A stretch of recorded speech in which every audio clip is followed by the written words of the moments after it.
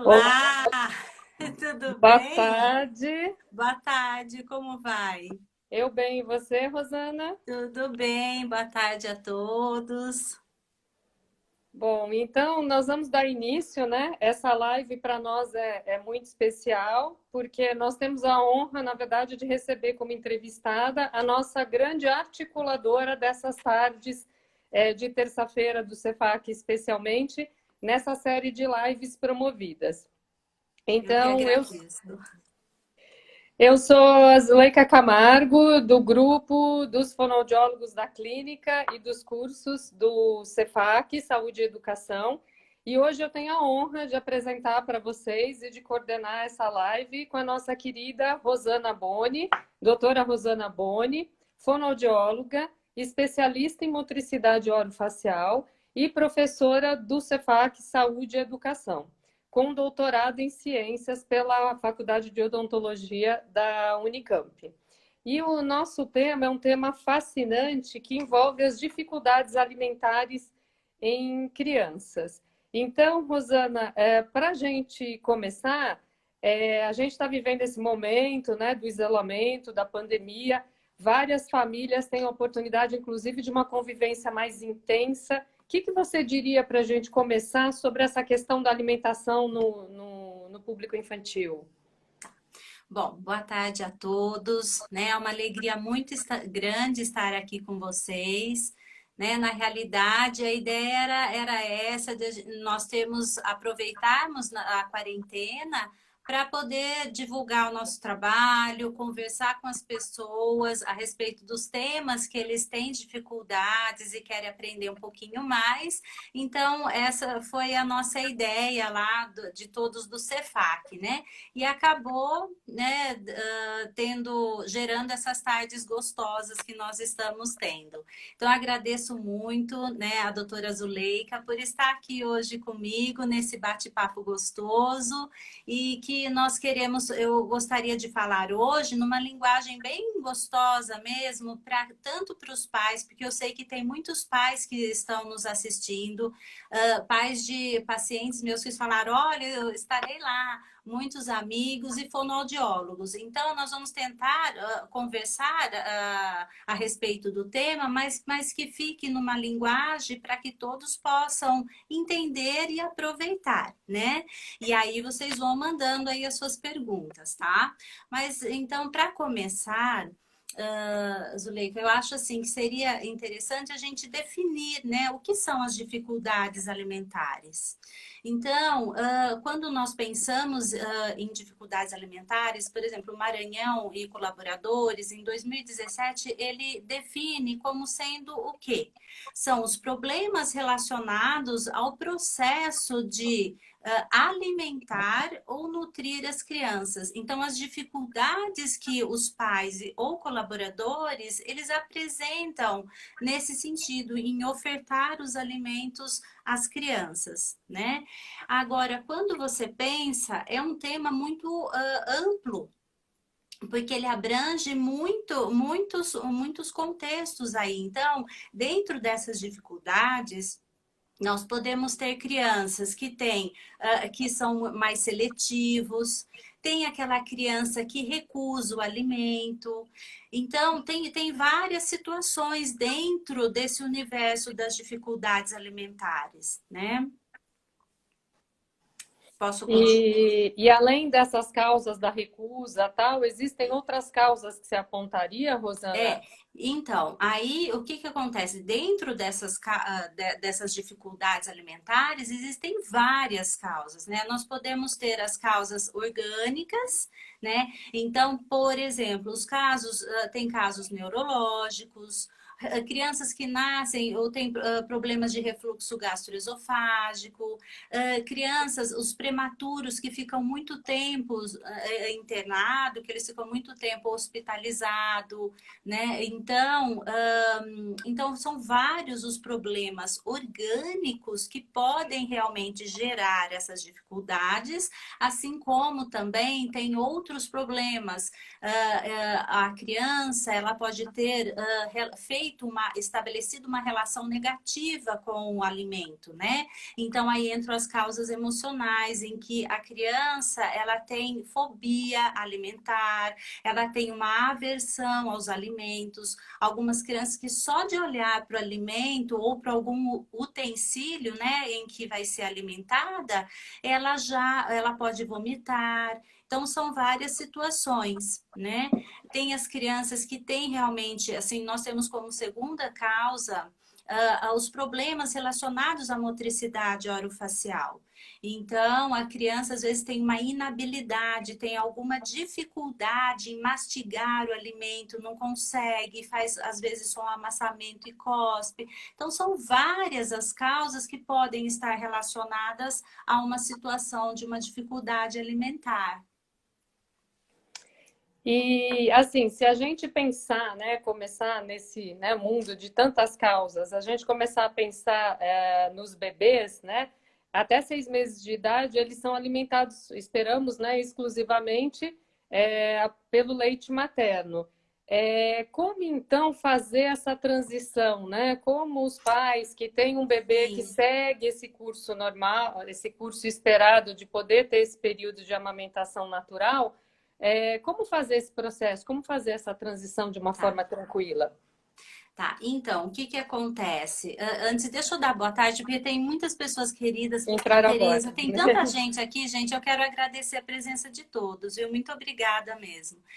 Então, como eu falei, às vezes o problema tá lá no comecinho, né? Então, a criança, ela foi amamentada no peito, né? Teve o aleitamento materno, tudo certinho. E quando vai fazer a introdução de alimentos, às vezes acontecem as dificuldades. Então, por exemplo, né, os pais começam quando vai ofertar alimento para a criança, é um acontecimento, né?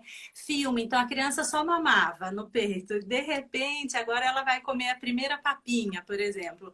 Aí filma, é toda uma situação, né, de contentamento na família, porque aquele é o dia em que a criança vai comer.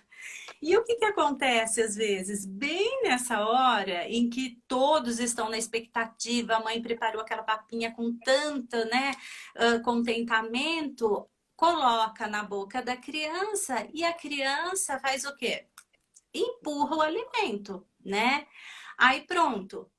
A mãe fica frustrada, ela já fala: ai, ele não gostou, ele não quer. Então, uma das causas já começa aí o problema, porque às vezes os pais fazem confusão, né? Não entendem que é um processo.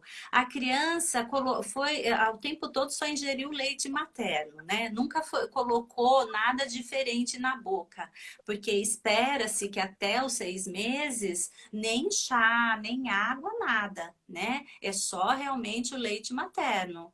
Com 6 meses em que vai começar essa mudança, de repente é ofertado algo na boca dela, é lógico, é normal a criança, né, ter aquela expressão e também realizar esse movimento de anteriorizar a língua, porque é o movimento que ela faz na sucção.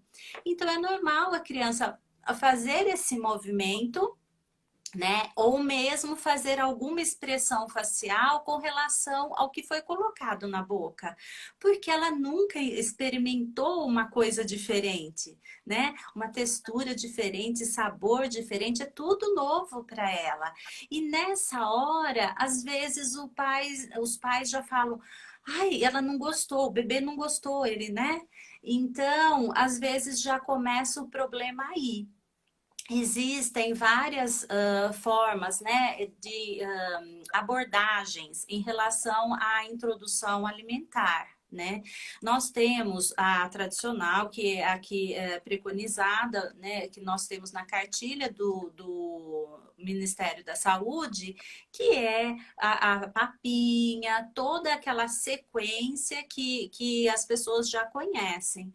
Mas de uns anos para cá foi introduzido, né, aquela abordagem do BLW, que é uma abordagem onde você oferta o alimento, né, para a criança, faz um pequeno cozimento, mas em pedaços inteiros, onde a criança vai segurar.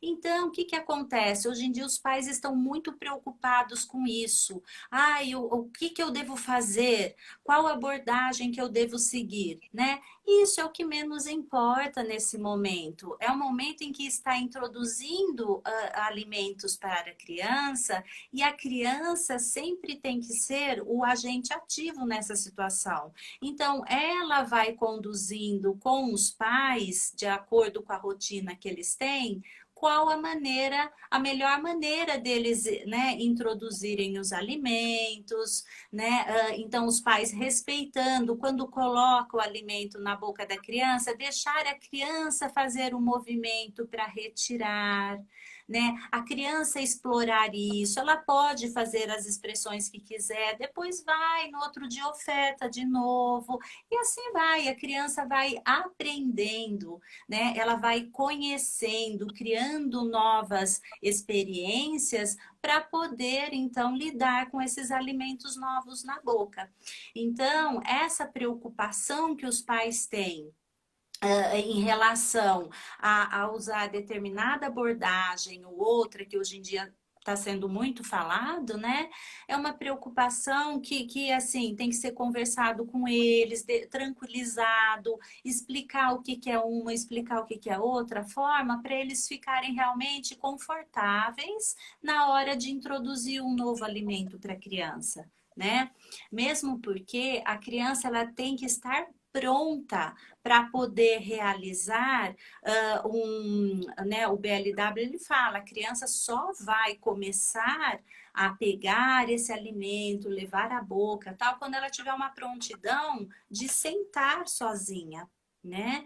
Então, existe todo um desenvolvimento motor que caminha junto. Então, a criança vai adquirindo habilidades motoras e também habilidades para lidar com esses alimentos na boca, né? Passaram várias perguntas aqui, eu perdi. Passaram. Eu posso, não, mas eu pesquei as perguntas, pode deixar. Mas elas vão nessa linha já de pais, né?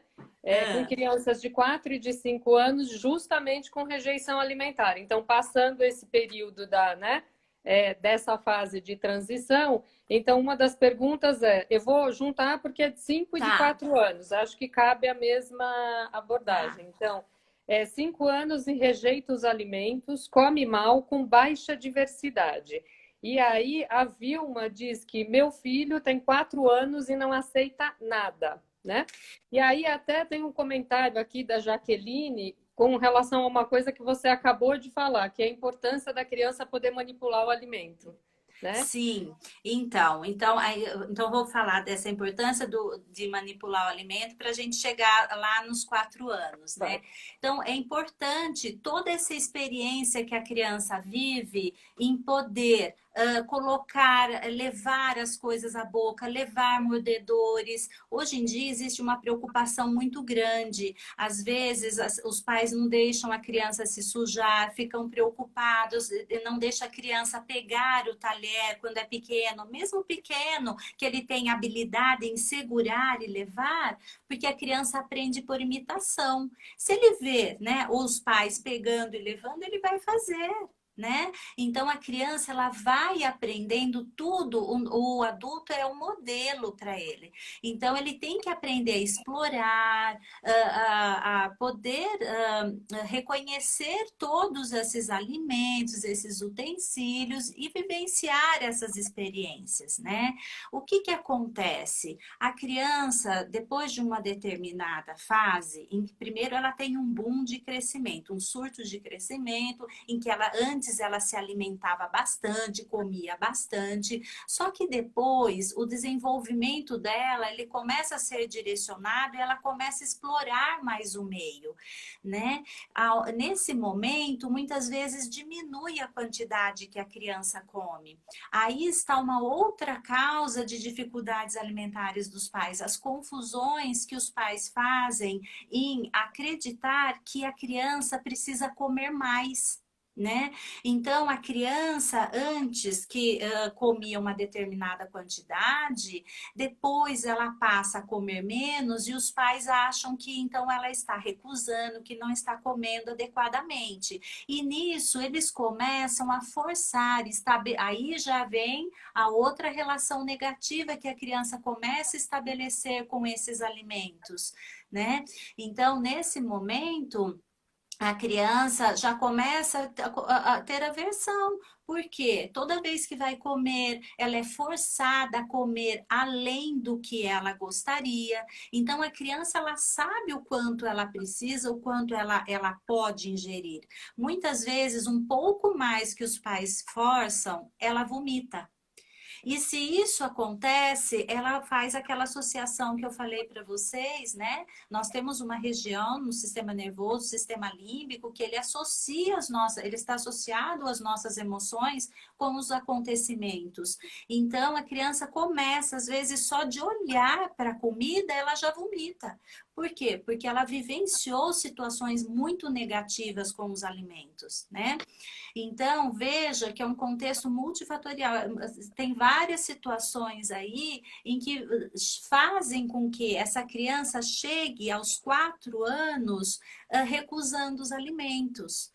Né? Então, precisa entender todo o contexto, o que, que aconteceu, por que, que essa criança não está comendo, por que, que ela está recusando, o que, que acontece lá nos 2 anos, mais ou menos, ou então quando a criança algumas crianças tomavam mamadeira, algumas crianças trocavam as refeições por mamadeira, isso acontece muito. Né? Muitas vezes os pais, na preocupação que a criança não está comendo ou não ingeriu a quantidade que eles esperavam, eles dão uma mamadeira em cima da comida, né? Além da comida.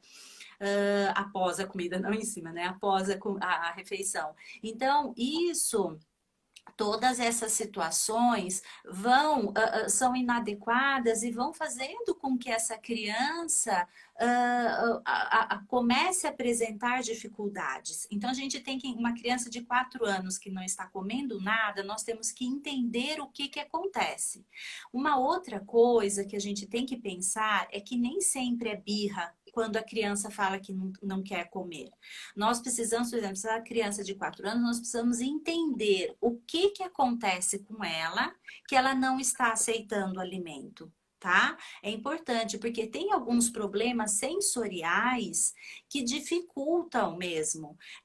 Que não é birra da criança, é real. A criança ela pode ter uma sensibilidade alterada em relação aos alimentos na boca. Ela pode ter, às vezes, até o som. Tem crianças que se incomodam com o barulho, com o som, ou do talher, ou o barulho do mastigar, né? Quando a criança tem uma sensibilidade maior. Isso acontece muito frequente nos TEAs, né? As crianças com TEA, muito frequente acontecer esse tipo de hipersensibilidade. Eles podem ter uma hiporresponsividade, mas geralmente é hiperresponsividade. Então, eles têm uma sensibilidade muito grande. Às vezes é o visual. Só de olhar eles também têm, é ruim. Então, gente, existem muitas situações, né?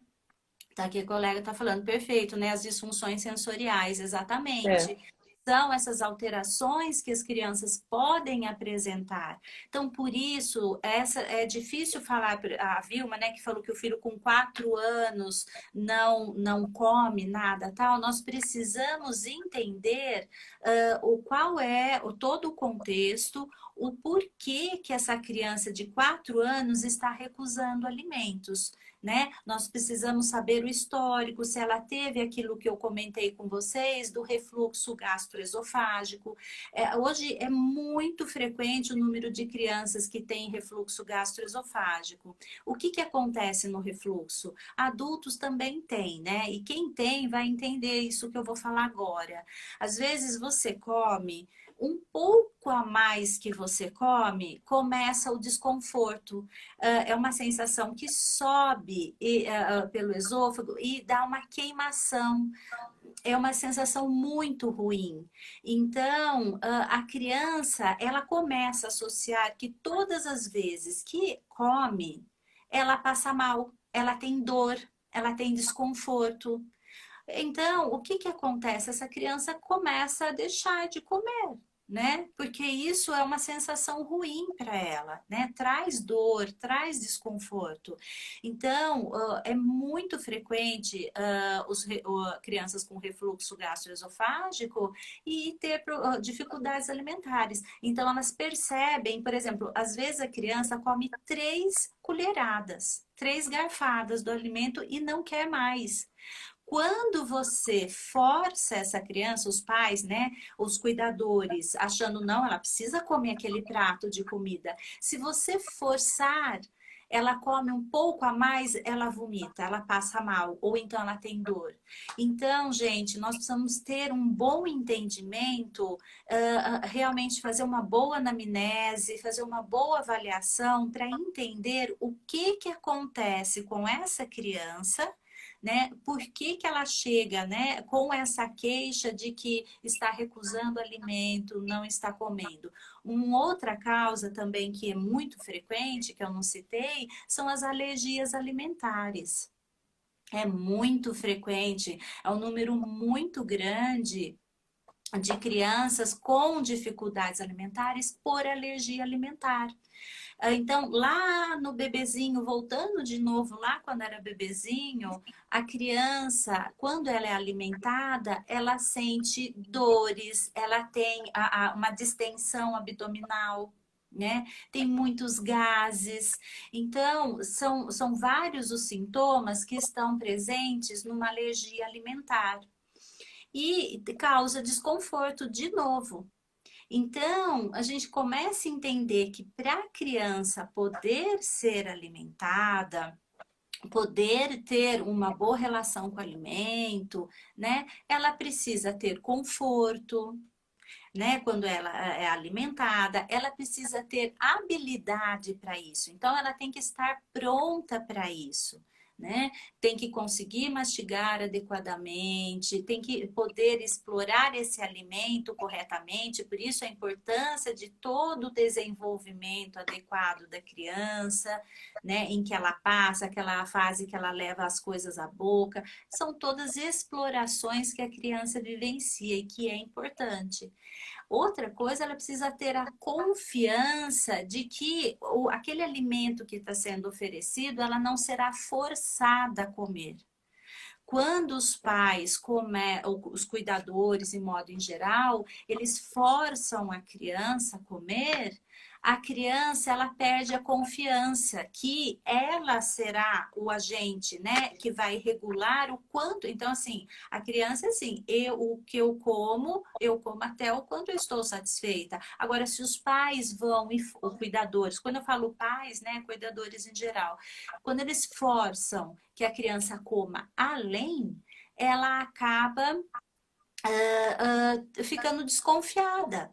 Então ela deixa, ela fala, não, eu não vou comer, porque se eu for comer, eu vou ter, né, meu pai ou minha mãe, o cuidador vai me forçar a comer além do que eu posso, eu vou de novo, vem a lembrança daquele desconforto de quando ela passou mal com essas dificuldades. Né, com o alimento.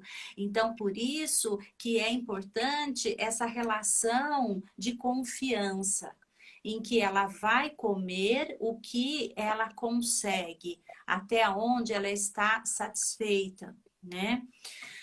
Uma outra situação, então, a Andrea me está falando, é É. verdade, muitas vezes enganam a criança, né? É horrível isso. A criança vai comer, tem até alguns vídeos que brincam com relação a isso, eu sempre gosto de colocar nas aulas. A criança, ela está, a mãe fala, né? Olha a pizza, olha o não sei o quê. A criança abre a boca e coloca força uma colher dentro da boca da criança. Quer dizer, a criança chora. Então, tem isso de enganar, tem de esconder o alimento. Então, coloca a comida e deixa os alimentos escondidos, porque sabe que a criança não gosta, então esconde o alimento. Não pode, a criança tem que saber o que come, ela vai, por isso que eu falei a importância dessa refeição em família, eu não cheguei a comentar, mas eu falei a importância da imitação.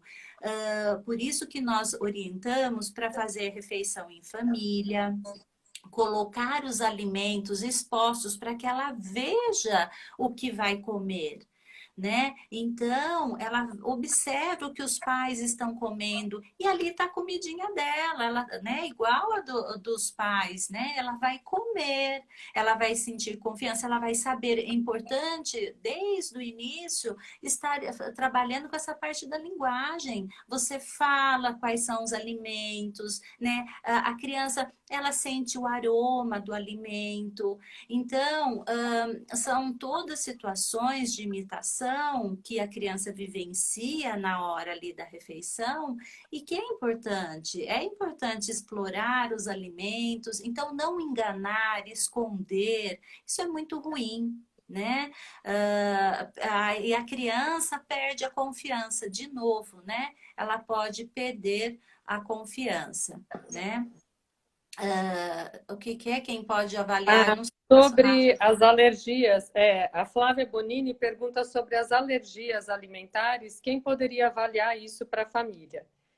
Ah, tá, sobre as alergias. Então, nós até sabemos de alguns sintomas que a criança, mas você vai fazer um levantamento do histórico e aí você vai, por isso é importante o trabalho com a equipe, com vários profissionais, porque você vai precisar encaminhar essa criança para o médico, né, para que ele possa. Às vezes a criança já é acompanhada num pediatra, você pode entrar em contato com o pediatra, falar da sua suspeita, se o pediatra ainda não suspeitou, você pode questionar em relação a isso. Eu sempre respeito quando a criança já passa por um profissional. Tá? Mesmo que eu conheça outros profissionais que eu gostaria de indicar, eu acho importante a gente ter uma conduta ética e de respeito com os profissionais e, assim, entrar em contato com eles, né? Então, liga para o médico que acompanha essa criança, fala da sua suspeita, no caso da alergia alimentar, e se ele vai solicitar exames ou se ele vai indicar para um médico que ele conheça e que possa fazer isso, né? Que possa realizar os exames para comprovar essa alergia aí no caso, Tá, e né? aí você acabou, nesse momento, respondendo, a Vilma tinha voltado, a Vilma que é da criança, né, de 4 anos De de 4 idade, anos? Ah, perguntando exatamente qual tipo de profissional que poderia auxiliar, né, e trazendo que o filho dela realmente manipula, até chega a ajudar no preparo, mas que realmente não come. Acho que aí tá, você elencou vários fatores, né, que podem, tá. toda essa É, sequência, né, desde que a Vilma fez a pergunta, em então, termos da...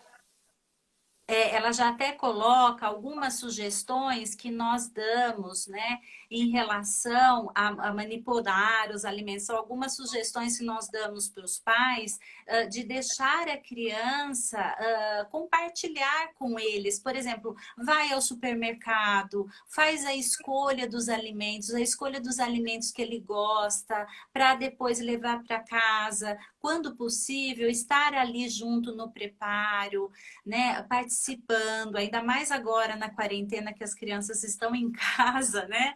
Elas estão aproveitando para fazer receitas, fazer uma série de coisas. Então as crianças, mesmo, ela é muito pequena, não pode mexer no fogo, mas ela pode fazer uma mistura. Ela está ali com você, você está nomeando, você está cortando alimento, ela está fazendo alguma coisa, ela pega para você. Sempre vai ter alguma maneira dessa criança participar e interagir com você naquela hora do preparo, né? Então, isso é muito bacana, é muito bom para que a criança possa vivenciar ter contato com o alimento, né? Quando a gente pensa em recusa, né, nós falamos, existe uma variação aí em termos de autores. Alguns falam de 8 a 15 vezes, tem autores que falam até 20 vezes que você apresenta um alimento para a criança, para daí dizer que ela não gosta, que ela recusa esse alimento, né? Então, e quando nós pensamos em apresentar, né, ofertar esse alimento para a criança, não necessariamente ela precisa comer.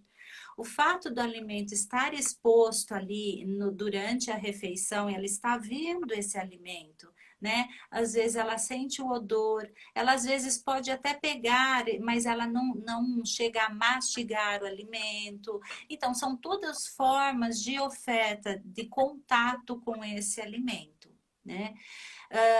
Uma outra coisa também que é importante os pais saberem é que as crianças elas não devem comer assistindo televisão, né? Ou no tablet, que é o que acontece muito hoje em dia. Muitas vezes as crianças estão em casa, né? Chega a hora do almoço dela, além de não participar da refeição com os pais, não sentar com os pais, né, à mesa, essa criança senta, come separado, assistindo televisão. Se nós pensarmos, olha quantos estímulos sensoriais tem quando nós estamos assistindo uma televisão, né? Você tem o auditivo, você tem o visual, e aí a criança está comendo, muitas vezes está ali o cuidador ofertando o alimento, está colocando a comida dentro da boca da criança, a criança não sabe, ela está assim, ó, vidrada na tela, não sabe nem o que está comendo.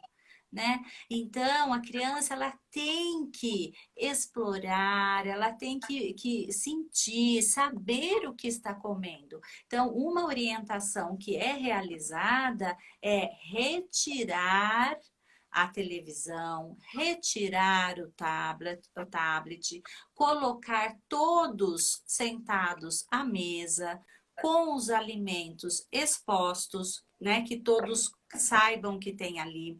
A criança, ela, no caso, a criança que usa o cadeirão estará sentadinha no cadeirão, com o prato dela ali, né?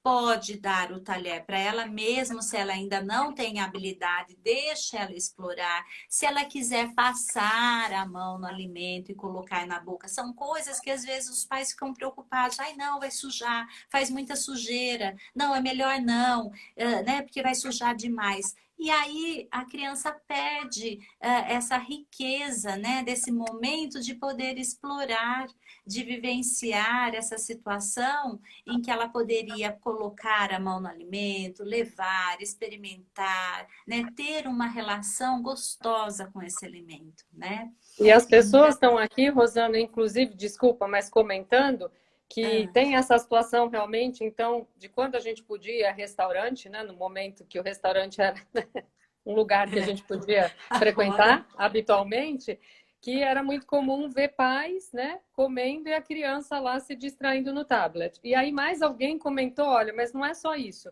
Tem famílias inteiras que comem, né, todo mundo com o celular na sim, mão. Ou seja, esse momento aí de exploração não está nem, né, visível, não está passa. disponível, né? Então, não está disponível. E aí que tá. Se a criança aprende por imitação, se os próprios pais, na hora da refeição, ficam com o celular, o que que a criança vai fazer?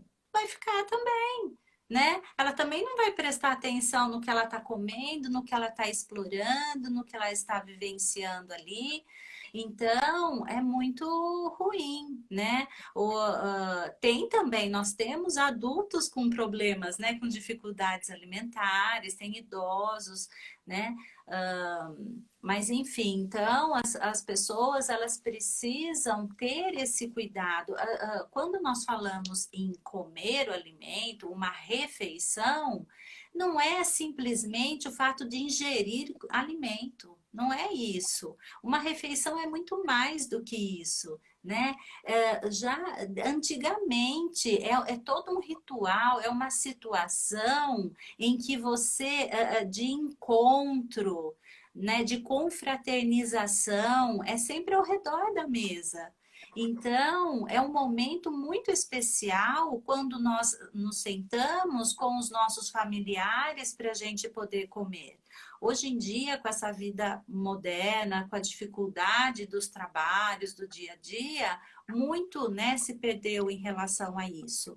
Mas mesmo quando os pais trabalham, ficam fora durante a semana, a gente sempre pede, pelo menos final de semana, ou pelo menos se conseguir uma refeição no dia, fazer com as crianças, porque esse momento é muito gostoso.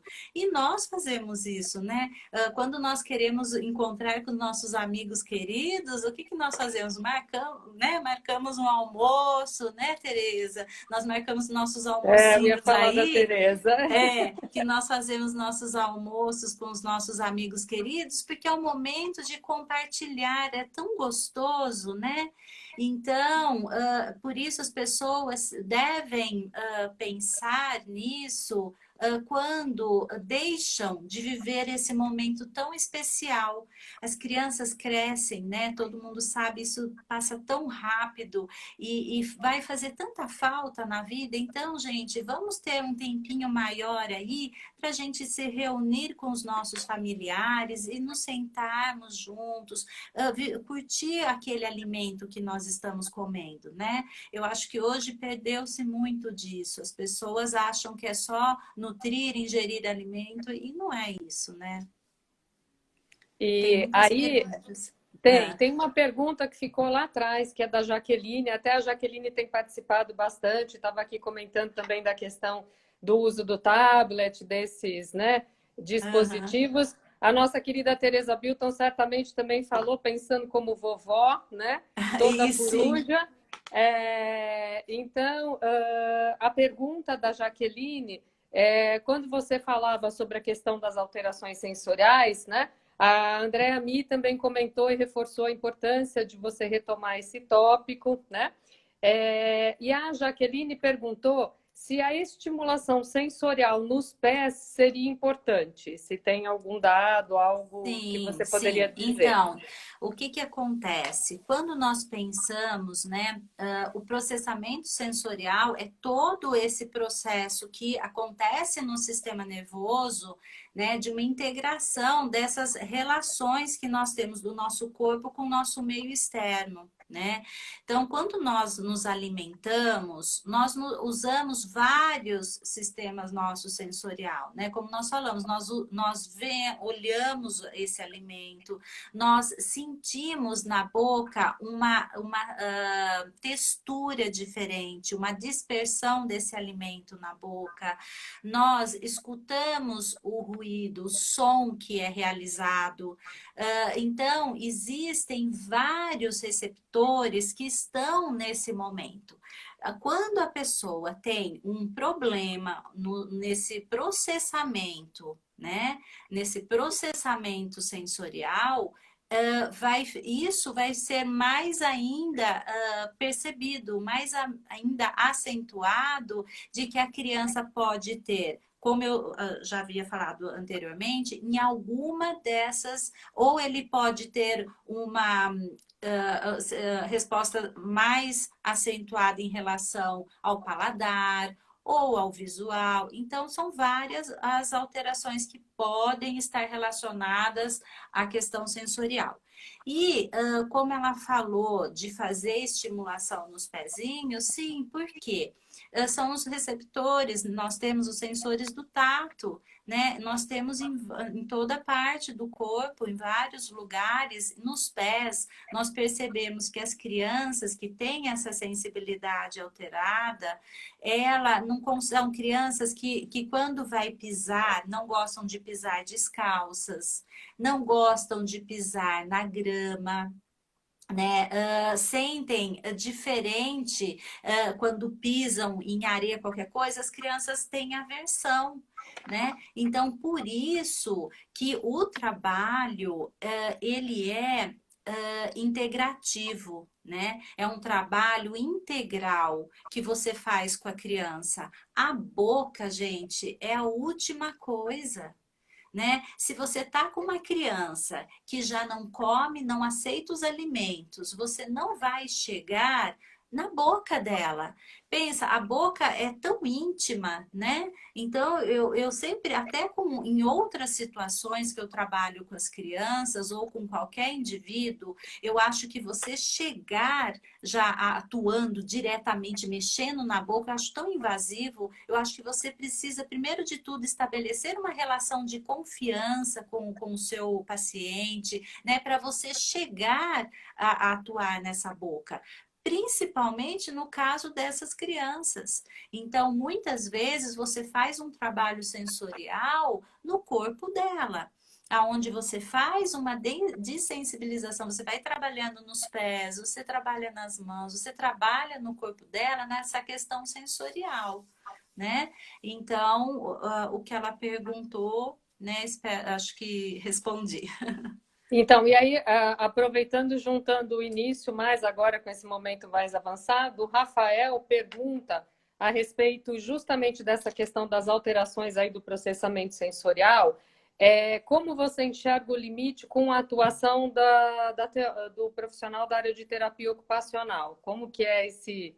Então, porque o que acontece? O terapeuta ocupacional, ele tem o trabalho dele focado especialmente, né? O enfoque dele é trabalhar esse processamento, né?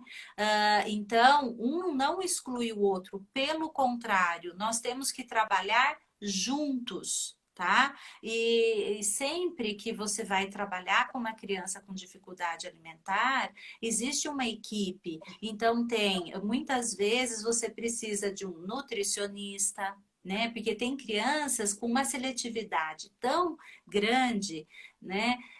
Quando nós falamos, deixa um parênteses aí, a seletividade são crianças que elas selecionam os alimentos que vão comer e às vezes elas são muito seletivas, às vezes comem 3 tipos de alimento só, né? Então, são vários os problemas relacionados a isso e que você precisa recorrer a nutricionista para que ela possa dizer o que precisa, o que está faltando de nutrientes. Só que não basta a nutricionista passar para você um relatório, olha, ele precisa comer isso, isso, isso, se é uma criança que não come.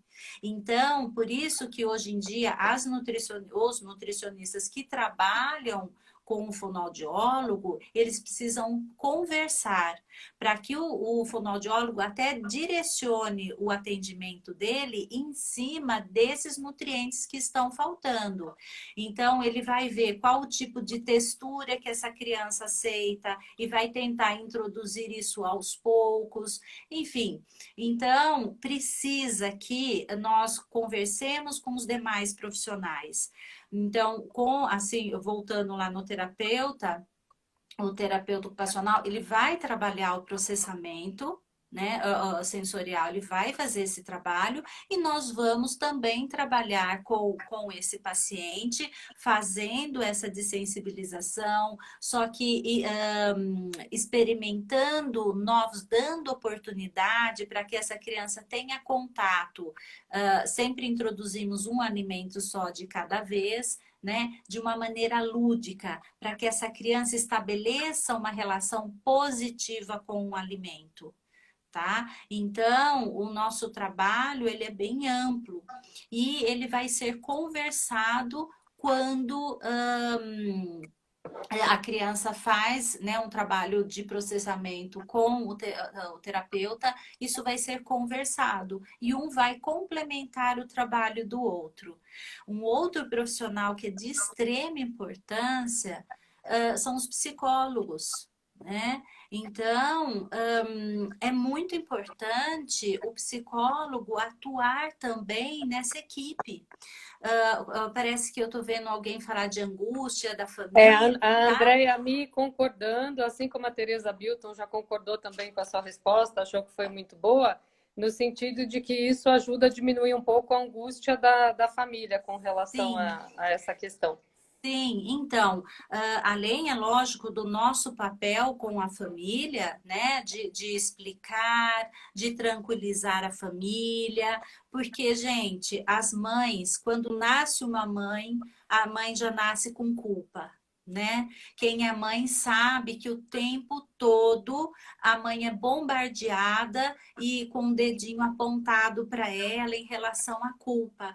Então, gente, nós precisamos ter muito cuidado quando nós lidamos com a família e quando nós apontamos o que está acontecendo, às vezes se foi uma confusão em relação à quantidade do alimento e tudo mais, nós precisamos conversar com essa família de uma forma amorosa, né? E acolhedora. E nós precisamos muitas vezes desse profissional, do psicólogo, para poder ajudar a família também, para poder auxiliar a família, para que ele entenda esse universo. Então, tem alguns psicólogos que às vezes fazem trabalho de grupo, né? O grupo de pais, né? Vários pais que apresentam essa mesma dificuldade, para eles poderem compartilhar esse sofrimento, né? Porque é muito difícil para o pai, para os pais, verem as crianças que não comem nada. Gente, às vezes a gente pensa numa criança que come pouco, que recusa um ou outro alimento, mas nós temos casos de crianças graves, né? Tem criança que às vezes recusa até o leite. Tem criança que recusa a água. Então, são situações muito graves e que a gente precisa realmente ter toda uma equipe, um suporte para poder auxiliar a família, atender corretamente esse nosso paciente, né? Então, esse trabalho nosso com os demais profissionais é de extrema importância. Tanto que uma das perguntas que certamente apareceriam, né, seria a questão da anorexia. Quando você tem, né, então, uma criança que, do ponto de vista físico, você não reconhece nenhum sinal, o que você sugere? Sim, Porque a gente já então, está nessa linha, né? a anorexia, ela também está, né, nesse quadro aí das dificuldades, porém, numa situação muito grave, e tem trabalhos que falam que pais, né, que são, principalmente as mães que são anoréxicas, podem, os filhos também podem ser. Então, nós encontramos muitas vezes crianças que apresentam esse quadro em função do que já vem da família, né? Já vem da mãe com esse mesmo problema. A hereditariedade tinha acabado de aparecer aqui como a última questão, Rosana, então já está contemplada, né? Agora, final dessa. Sim. E Então, pode, não pode quer, pode. continuar. Tá. Então, gente, então nós temos assim muitas situações diferentes. Cada criança que nós vamos trabalhar é um universo totalmente diferente, né? Que você é difícil você colocar em deixar encaixar as crianças todos no mesmo perfil, não tem, porque cada criança vai ser único, com um histórico familiar único, com uma situação totalmente diferente de uma outra criança que você vai atender. Então, esse é um desafio, isso é difícil, né? Por essa questão multifatorial aí da seletividade, é extremamente difícil e nós temos que ser muito cautelosos no nosso trabalho, né? Para você poder realmente identificar aonde está aquele fator que desencadeou essa situação. O que está fazendo com que essa criança permaneça nessa situação? Então, é muito importante que os pais, o terapeuta e a criança, eles estejam engajados, né? Todos os profissionais e a família sigam na mesma direção. Não adianta quando nós falamos, fazemos a orientação aos pais e eles fazem de maneira inadequada, né, não seguem a sua orientação.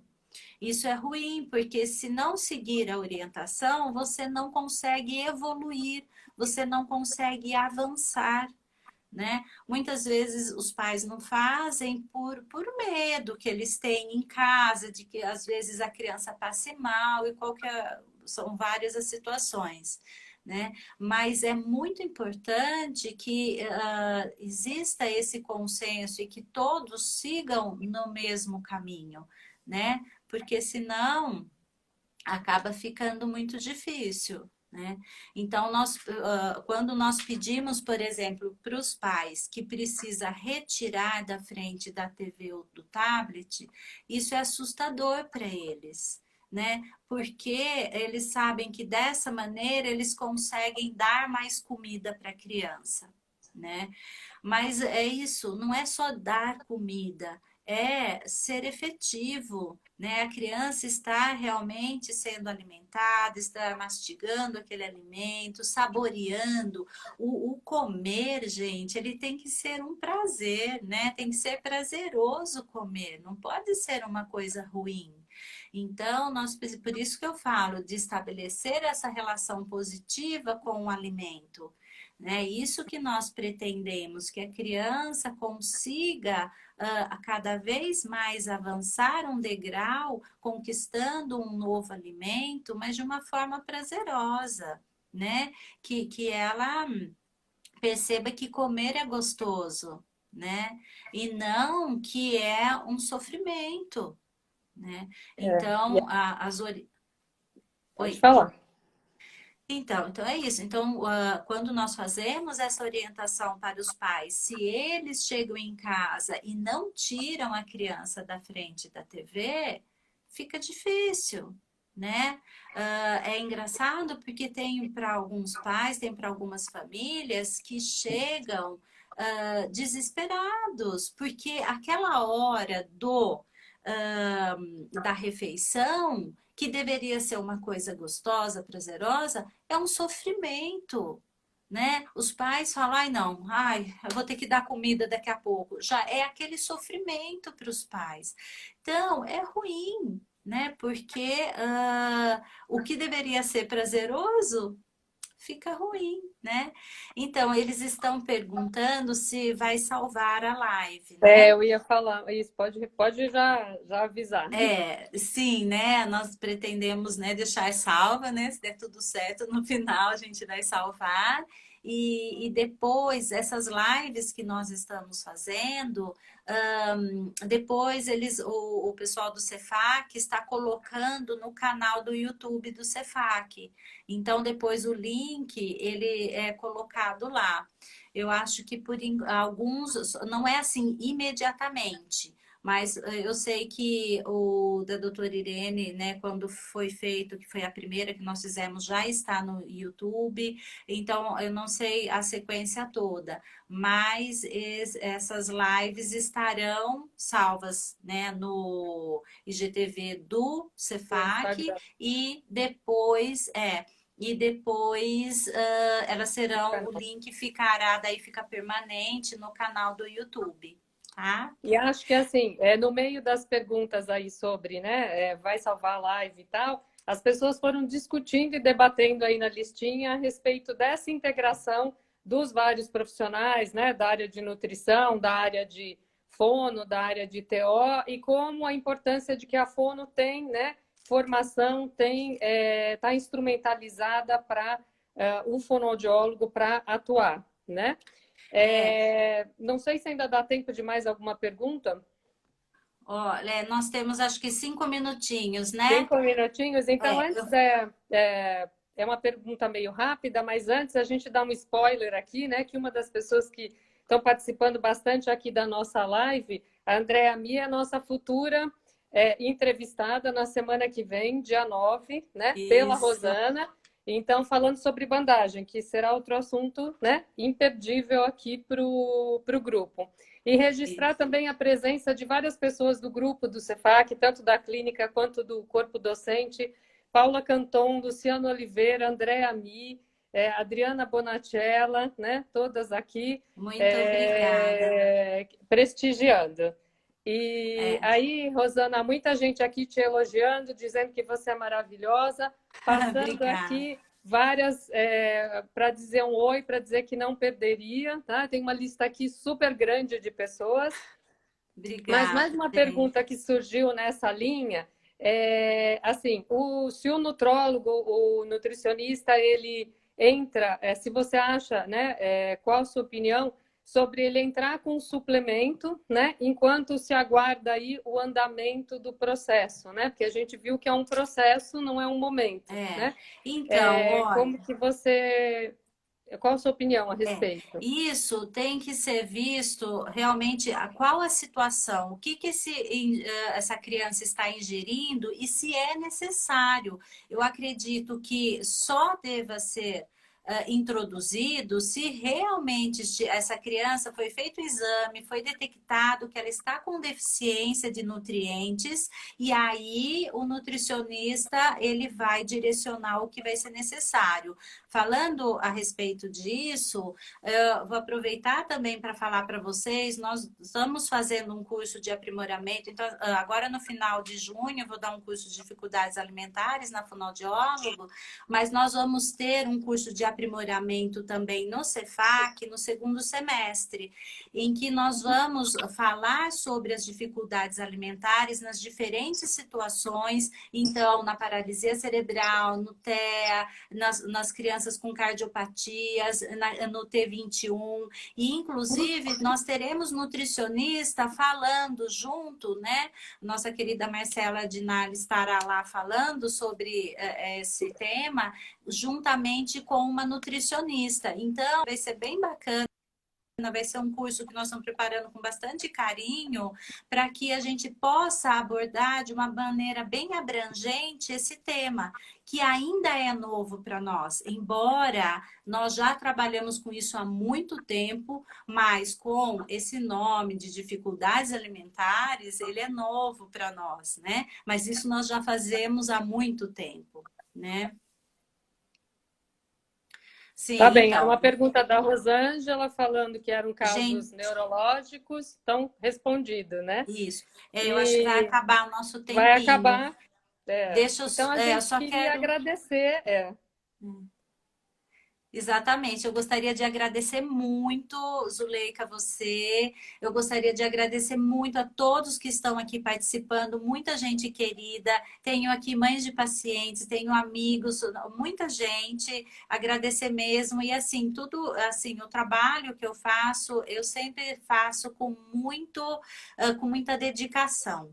Então, por isso, eu espero que, né, que ele seja efetivo, porque além de buscar toda a fundamentação científica que a gente sempre busca, né, eu acho que é muito importante você ter ética no seu trabalho. Então, eu busco isso, o conhecimento científico com a ética. Né? Então, eu espero que todos tenham assim aproveitado um pouquinho. O nosso tempo é muito rápido, não dá para falar tudo que tem nesse universo das dificuldades alimentares, mas espero que a gente tenha conseguido trazer um pouquinho para vocês, viu? Muito obrigada, agradeço demais, né, a participação de todos.